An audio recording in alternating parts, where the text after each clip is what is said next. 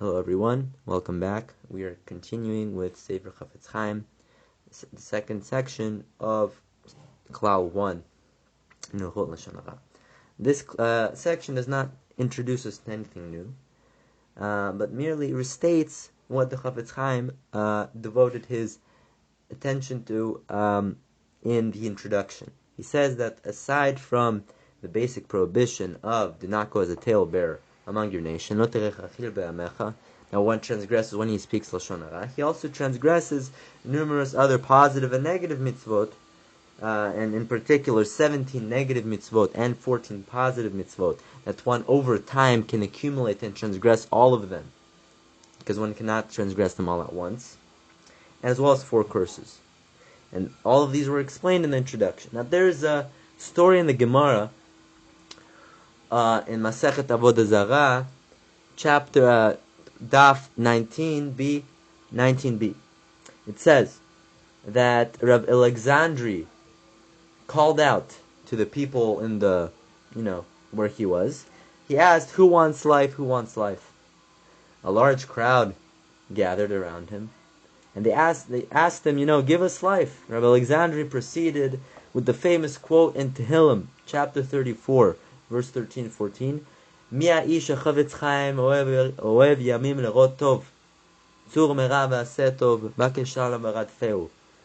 the man who desires life and loves days that he may see the good? Guard your tongue from evil and your lips from speaking deceit.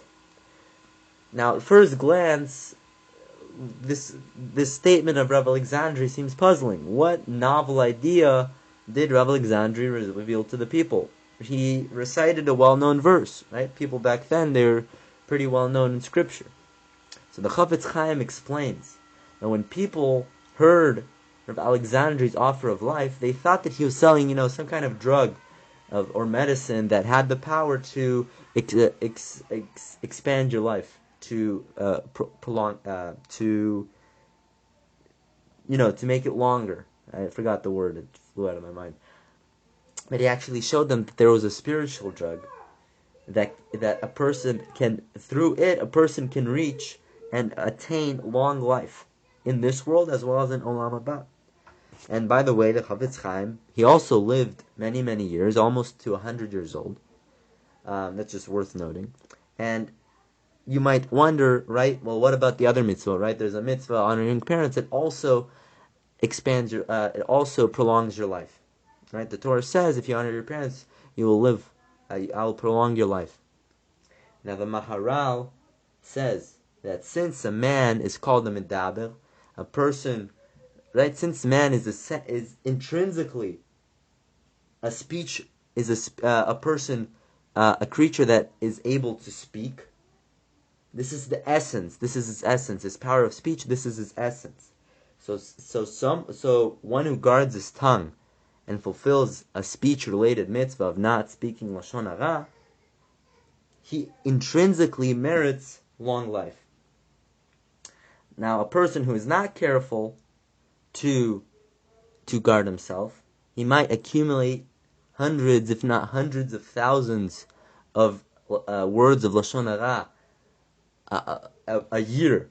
And this will not only cause him a lot of pain and suffering, it will decrease his lifespan. On the other hand, if a person does guard himself, and every moment that a person does guard himself, he fulfills the mitzvah of refraining from speaking Lashon Hara, he merits a special life-giving quality that prolongs his life. Thank you very much for listening. We'll continue next time.